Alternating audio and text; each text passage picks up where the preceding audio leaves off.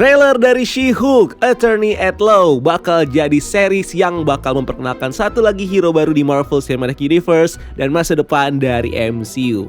So, apa aja yang muncul di trailernya kemarin, kita bakal bahas langsung di video kali ini dan nge-breakdown apa aja kemungkinan yang bakal terjadi di dalam filmnya nanti. So, nggak usah lama-lama lagi, bareng gue Rian, let's explore this universe.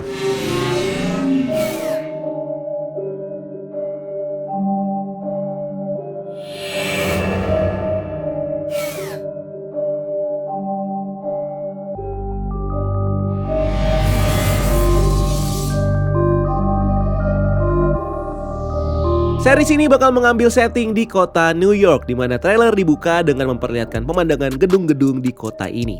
Nah, series ini memperkenalkan kita karakter hero baru di MCU bernama Jennifer Walter alias She-Hulk yang diperanin sama aktris Tatiana Maslany. Jennifer diceritakan sebagai pengacara hebat yang merupakan anak dari seorang sheriff lokal bernama Maurice Walter dan merupakan sepupu dari Bruce Banner alias Hulk. Nah, suatu hari Bruce mengunjungi Jennifer setelah bertahun-tahun gak ketemu. Jennifer mengundang Bruce untuk ngobrol di rumahnya, di mana dalam perjalanan Jennifer ditembak sampai sekarat oleh seorang agen dari bos mafia bernama Nicholas Trust. Bos mafia ini dendam sama ayahnya Jennifer dan juga mengincar Jennifer karena Jennifer menyimpan rahasia dari Nicholas Trust yang dia dapat saat membela kasus gangster yang dulu berkhianat ke Trust. Bruce yang tidak ingin Jennifer mati kemudian mentransfusi darahnya ke Jennifer yang mengandung radiasi gamma, di mana darah inilah yang membuat Jennifer bisa bertransformasi dengan badan hijau dan kuat seperti Hulk dan lalu menjadi She-Hulk. Seperti di komik, Jennifer mungkin akan mendapatkan origin story yang kurang lebih sama, di mana Jennifer akan diceritakan mendapatkan transfusi darah dari Bruce Banner yang di sini berusaha menyelamatkan Jennifer dari sebuah insiden. Insidennya sendiri bisa dilihat di trailer, ada scene di mana terjadi kecelakaan mobil di jalan tol. Scene berikutnya terlihat pasukan dengan senjata khusus yang di belakangnya juga terlihat agen FBI, di mana mereka di sini sedang mengepung sebuah gedung yang sepertinya diserang sama penjahat. Pasukan ini sekilas mirip dengan yang kita lihat di trailer series Miss Marvel. Menurut rumornya, pasukan ini datang dari organisasi bernama NICE atau NICE, sebuah organisasi khusus seperti SHIELD dan juga SWORD yang khusus menangani manusia super. Berikutnya scene berpindah menunjukkan kita sekelompok pria yang memegang berbagai senjata dari mulai crossbow, pistol, linggis, dan grappling hook.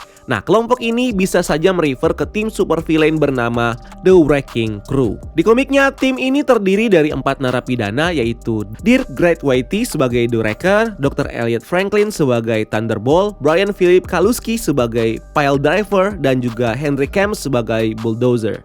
Di mana 4 orang ini mendapatkan kekuatannya saat mereka memegang linggis yang disambar petir, di mana gelombang listrik petir itu akhirnya mengubah mereka menjadi manusia dengan kekuatan super strength. Kelompok ini sering beraksi di kota New York dan menggunakan alat-alat konstruksi sebagai senjata mereka. Mereka juga diceritakan bermusuhan dengan Hulk, She-Hulk, dan juga Power Man. Di series ini kemungkinan mereka akan diceritakan sebagai kelompok kriminal biasa yang di sini menggunakan alat konstruksi sebagai senjata mereka dan tentunya akan menjadi musuh dari She-Hulk saat dia beraksi menjadi superhero.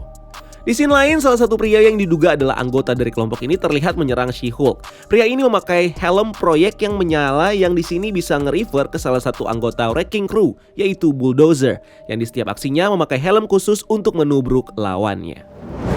Scene lalu beralih menunjukkan kecelakaan mobil yang dialami Jennifer, yang bisa jadi ini adalah momen di mana Jennifer mengalami insiden sebelum menjadi She-Hulk. Tapi di komik, insiden kecelakaan mobil justru terjadi kepada ibunya Jennifer. Di awal trailer ini kita bisa mendengar narasi dari Hulk yang mencoba memotivasi Jennifer untuk menjadi superhero. Bruce bilang, menjadi superhero adalah sebuah trial by fire. Nah, trial by fire ini adalah sebuah idiom yang artinya melakukan sesuatu kemampuan dengan baik meski dalam tekanan. Nah, Hulk di sini sepertinya menjelaskan bagaimana perjalanan dia sebagai superhero yang penuh dengan tekanan yang awalnya diburu sama pemerintah Amerika sampai akhirnya dia bisa mengendalikan kekuatannya sebagai Profesor Hulk dan jadi hero yang menyelamatkan dunia. Hulk lanjut dengan narasinya, siapa lagi yang akan melindungi dunia jika bukan orang-orang seperti kamu? Dengan kekuatan yang dimiliki sama Jennifer, Bruce ini mencoba meyakinkan Jennifer untuk menjadi superhero. Well, sudah bisa ditebak kalau Jennifer tentunya tidak ingin menjadi superhero, bahkan tidak ingin memiliki kekuatan seperti Hulk. Dimana ini membuat Bruce akhirnya memotivasi Jennifer dan at the end melatihnya menggunakan kekuatan itu. Berikutnya terlihat She-Hulk dalam kostum superhero-nya yang berbentuk seperti baju olahraga dengan aksen hitam putih ungu yang mirip seperti di komik. Di scene lain terlihat Jennifer yang ngobrol dengan orang lain dengan suasana ruangan berada di semacam laboratorium. Di belakangnya ada beberapa orang yang juga sedang ngobrol. Di sini dia memperkenalkan dirinya sebagai lawyer dan bercerita kalau dia punya teman-teman yang hebat. Sebagai lawyer di sini dia bekerja di sebuah law firm bernama GLKNH yang dipimpin sama seorang pria bernama Holloway. Di mana di kantor ini, Holloway menugaskan Jennifer untuk menjadi bagian dari Superhuman Law Division yang khusus menangani kasus hukum yang berkaitan dengan manusia super. Di komiknya, GLKNH ini adalah akronim dari pendiri firma hukum ini yang terdiri dari beberapa pengacara ternama seperti Goodman, Lieber, Kreuzberg, dan Holden Holloway. Di mana GLKNH ini adalah sebuah law firm yang berbasis di Manhattan dan punya spesialisasi di bidang superhuman law. Awalnya, law firm ini dibuat sama Holden Holloway dengan tujuan untuk membela cucunya, Sasha, yang jadi super kriminal dengan julukan Southpaw. Holloway kemudian merekrut Jennifer Walter yang sudah dikenal sebagai superhero sekaligus pengacara, dengan tujuan untuk menjadi role model Sasha supaya dia bisa mengarahkan Sasha ke arah yang benar. Sebagai law firm yang mengambil spesialisasi di bidang superhuman law, GLKH ini sering membela para superhuman dalam berbagai kapasitas hukum, termasuk kasus-kasus yang berkaitan soal personal damage dan mencakup teritori yang luas, melintasi ruang dan waktu. Salah satu case yang ditangani di series ini adalah case-nya Emil Blonsky alias Abomination, yang sepertinya berkaitan dengan tindakannya yang menghancurkan Harlem saat dia melawan Hulk di film The Incredible Hulk. Nah, buat yang lupa, Emil Blonsky ini di MCU awalnya diceritakan sebagai komandan Special Ops dari pasukan marinir British yang kemudian dipinjamkan ke pasukan Special Force Amerika yang digunakan Thaddeus Ross untuk menangkap Hulk. Dalam perjalanannya, Emil Blonsky kemudian menggunakan Super Soldier Serum dan darah Bruce Banner untuk berubah menjadi monster yang dikenal dengan nama Abomination. Setelah kalah dari Hulk di Harlem, Abomination tidak terlihat lagi di MCU sampai akhirnya dia muncul kembali di film Shang-Chi and the Legend of the Ten Rings bertarung dengan Wong di klub Golden Dagger milik adiknya Shang-Chi, Xialing, di mana Wong ternyata melatih Abomination cara bertarung dan setelahnya diantar balik ke sel tahanannya. Sel tahanannya ini juga muncul di trailer ini. Sel ini sendiri punya fungsi yang sama dengan sel yang dipakai sama SHIELD untuk mengurung Hulk di Helicarrier, di mana sel ini juga punya kapabilitas untuk menahan Blonsky saat dia berubah menjadi Abomination. Di sini Blonsky dipenjara di sebuah penjara khusus untuk para manusia super seperti penjara The Raft. Penjara ini terletak di tengah-tengah gurun dan kemungkinan disupervisi langsung sama Thaddeus Ross.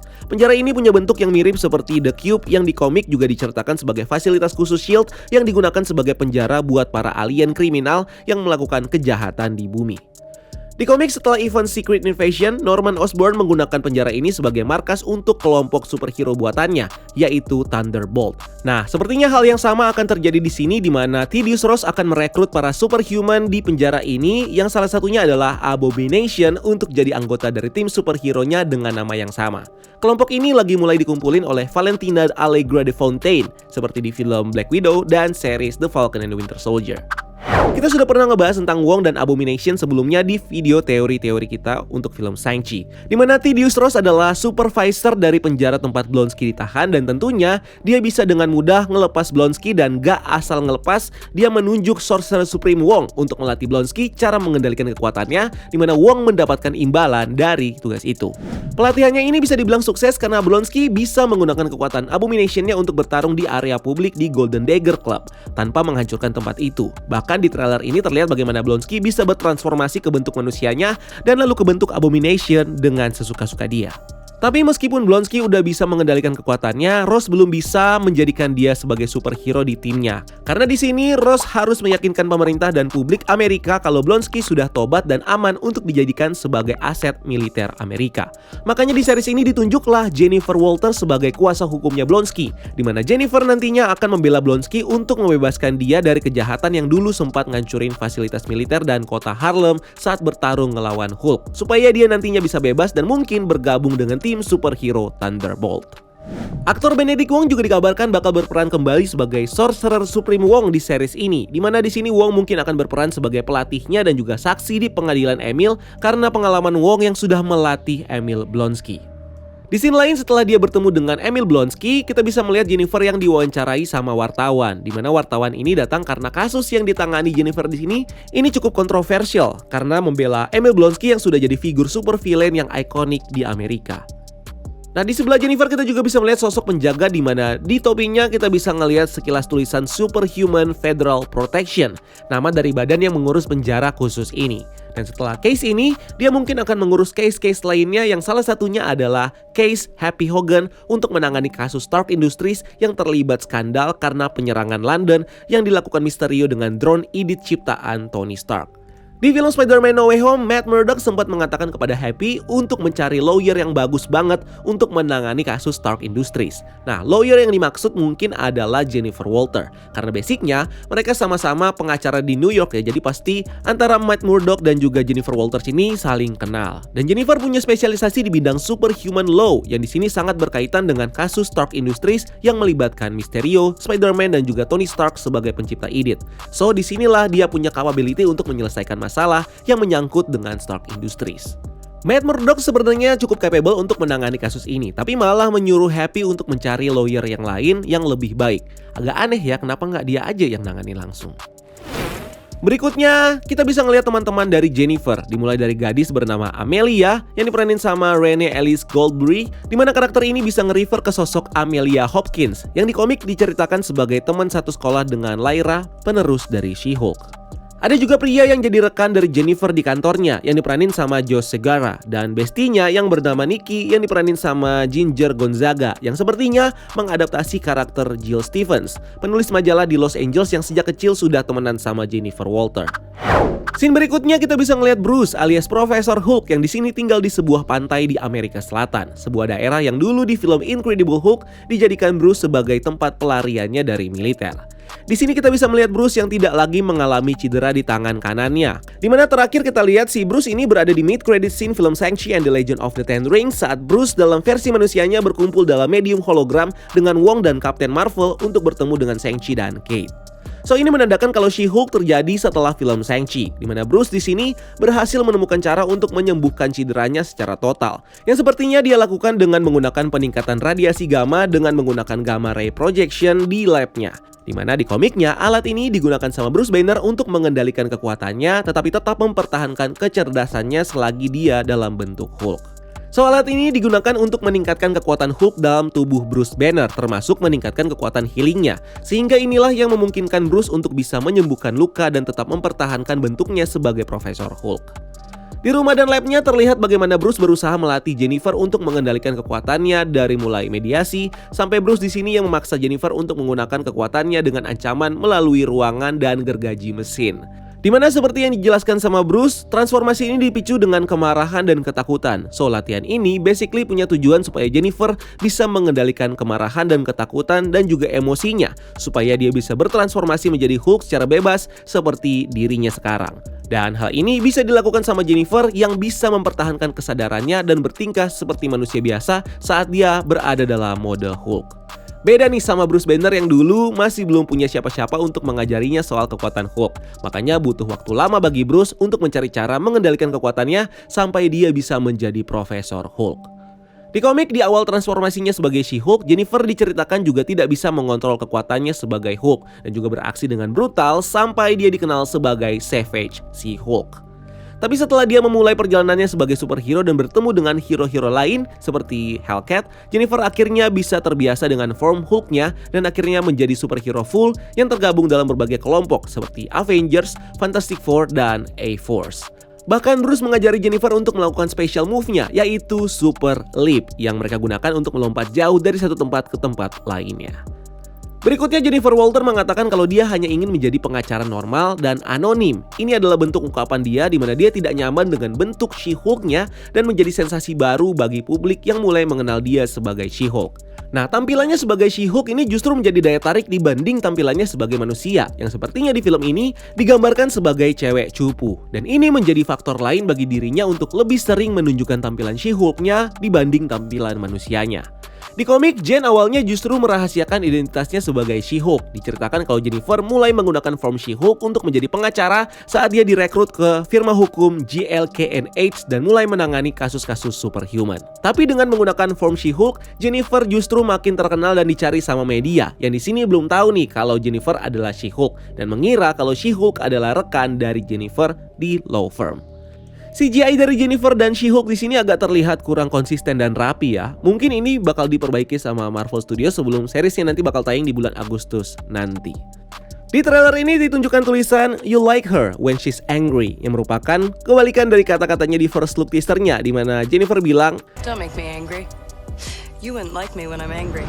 Dimana ini cuma marketing aja sebenarnya ya. Tapi yang ingin disampaikan di sini adalah penampilan sebagai She-Hulk yang dibuat lebih menarik dibanding penampilannya sebagai manusia yang terlihat cupu. Dimana orang-orang justru menyukai Jennifer dalam bentuk She-Hulk-nya karena tampilannya yang menarik dan seksi seperti di komiknya. Selain itu di sini dia juga cukup fashionable dalam memilih dress yang sesuai dengan tubuhnya sebagai She-Hulk. Nah, penampilan ini akan membuat Jen lebih percaya diri dan menjadi lebih terkenal dan akan membantunya dalam masalah percintaan.